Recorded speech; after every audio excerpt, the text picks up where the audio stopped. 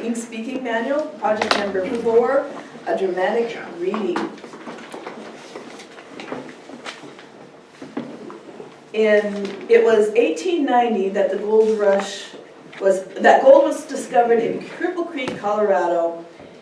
And in 1892, Johnson Barbie arrived in Cripple Creek to seek his fortune. His wife Kitty and his daughter Mabel, also known as Mabes, followed later. A mining town was a tough place for a family to live, but the years of Mabel's growing up in this wild and burgeoning mining town were the inspiration for her 1958 autobiographical book, Cripple Creek Days. Given that our speaker's father lived in Cripple Creek in the 1920s when he was small, it brought this town and this book to the speaker's attention when she was a young and voracious reader. This presentation, an excerpt from the book about the last and the greatest of the gold rush towns. Please welcome Julia Earle. Name of the speech is One Day in April in Cripple Creek. One Day in April in Cripple Creek, Julia Earle.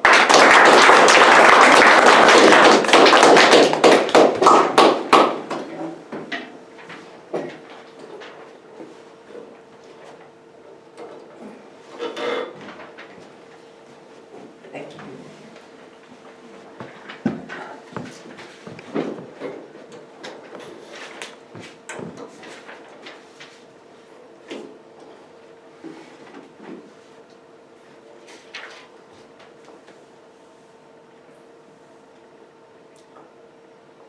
It was April, 1896. Always a whimsical month in Cripple Creek.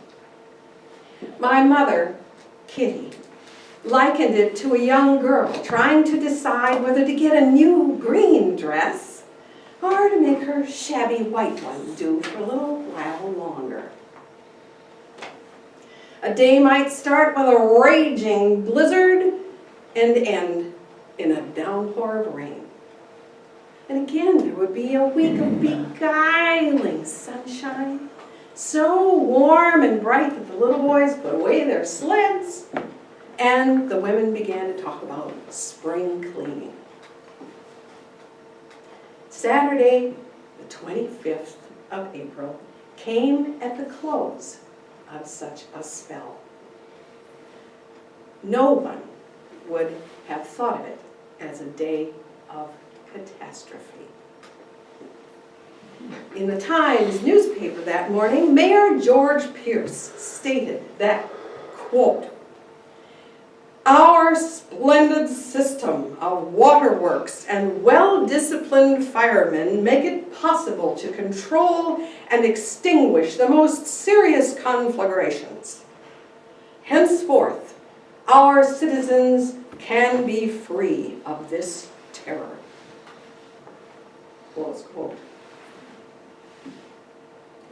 The atmosphere in town tingled with a general sense of well-being.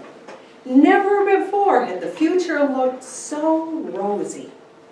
The population had jumped to 15,000, and predictions were that it would be topping 50,000 in another 3 years.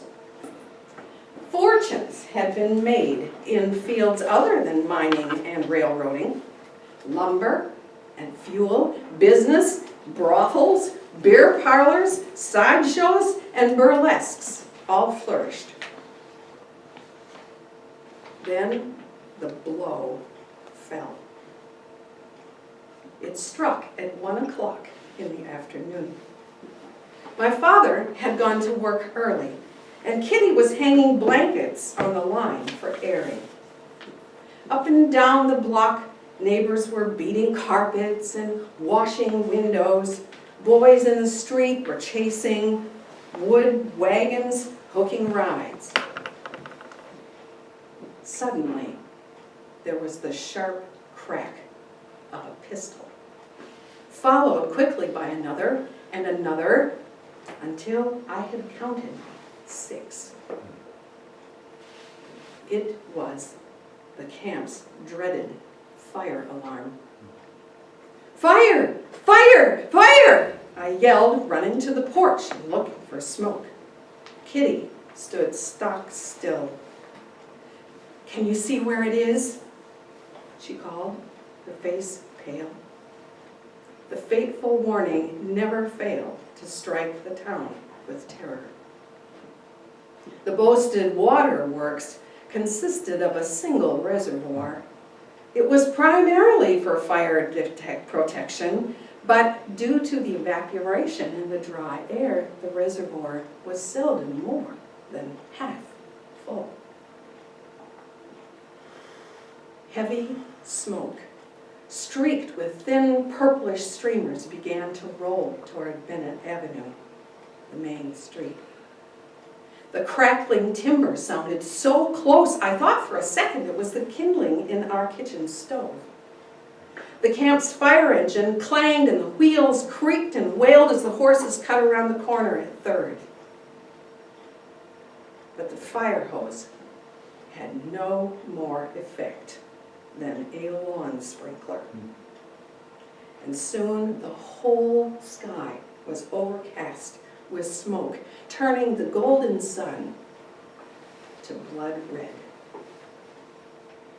Long, searing tongues had begun to arch across blocks, licking roofs and dropping sparks. With the shifting winds, no part of town seemed safe. A boy came tearing by on a donkey. "Topics went, and Crapper Jacks!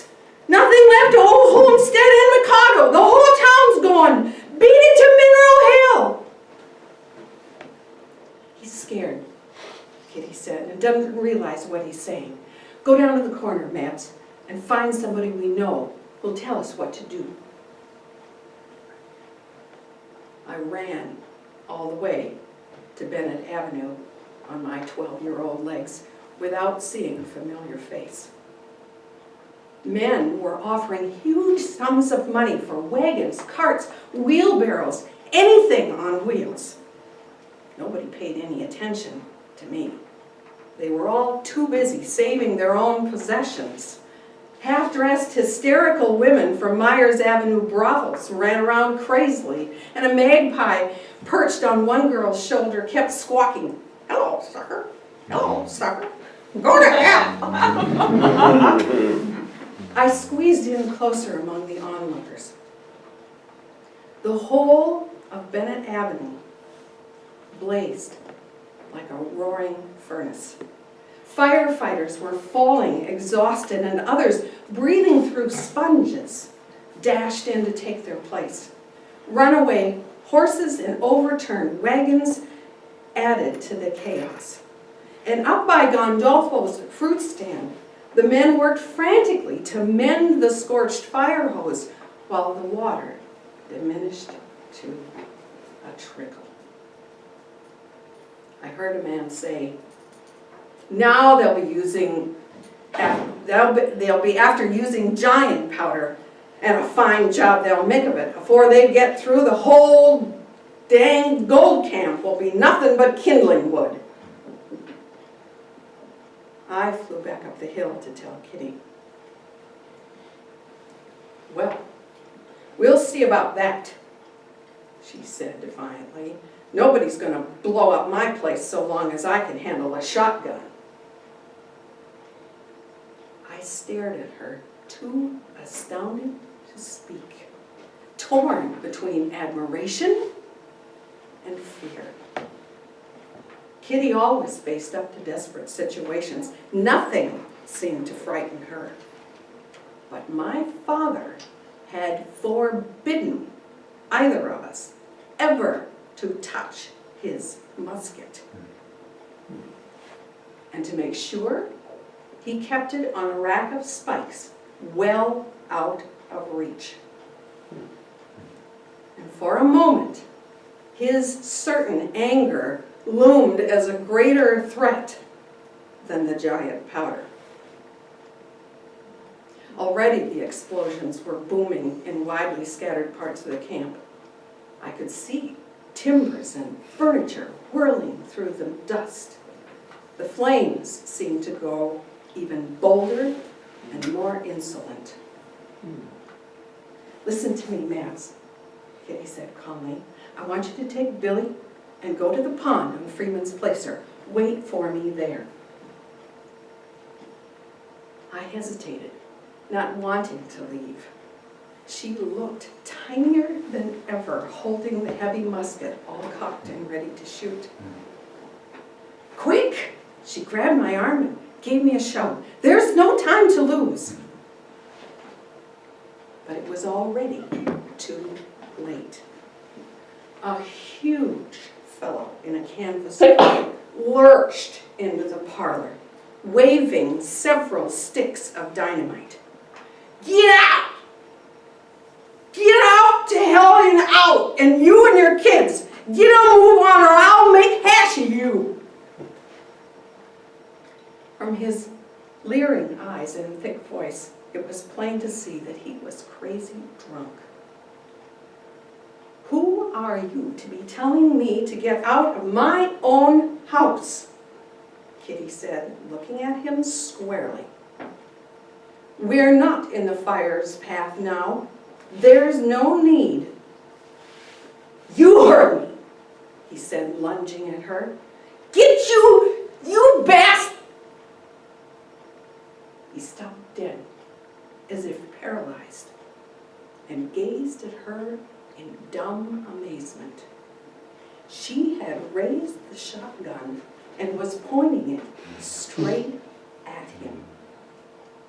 "Another move, and I'll kill you. So help me."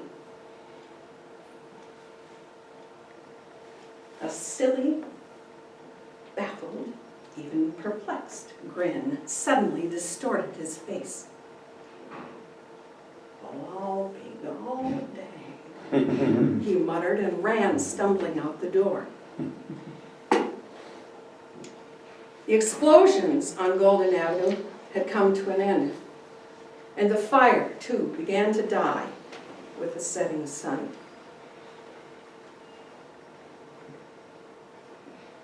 It was dark when my father reached home. He had lost his hat and his coat. Sweat streaked his haggard face. And little by little, while Kitty fixed supper, he told of his experiences. He had caught one of the first trains bringing dynamite from Victor. Immediately on reaching the camp, he was sworn in as a deputy and armed with a 6-shooter because jailbirds had broken out and were looting stores and saloons. Hooligans and drunks carried off the powder and that was unloaded at the depot and tossed the sticks around as if they were firecrackers, blasting everything in their way. "It's a miracle a lot of folks didn't get killed," he went on. "Most of the crooks were rounded up and locked in the basement at the Midland. One of them got out somehow and made for West Golden Avenue, aiming to finish up, I guess, but changed his mind." Kitty smiled and put her finger to her lips for me to keep still. "When the worst seemed to be over," Father continued, "I made my way up Church Hill thinking I'd find you there. Looked like all the women in camp were crowded around the reservoir. Mothers crying for their lost children, dogs yelping and fighting, jackasses braying. Never heard anything like it. And the junk they'd saved. Picture albums, chamber pots, looking glasses, a kettle of beans." "Poor souls," Kitty said. "We might have been in their boots or worse if the good Lord hadn't kept an eye on us." Father went right on. "Understand a woman turned a shotgun on a hoodlum who tried to blow up her house somewheres in this neighborhood. That took innards." He hesitated, as if suddenly suspicious, and looked up at the rack where the musket was kept, and then down at the floor where it leaned in a corner. Kitty turned away her face as if to avoid her showing her blushing. Well, I'll be darned. So my old lady was the Annie Oakley. Kitty made light of it and declared that any other Cripple Creek woman would have done the same thing she'd done if she had the chance. But I was convinced as I listened that my mother was one of the bravest persons in the whole mining district.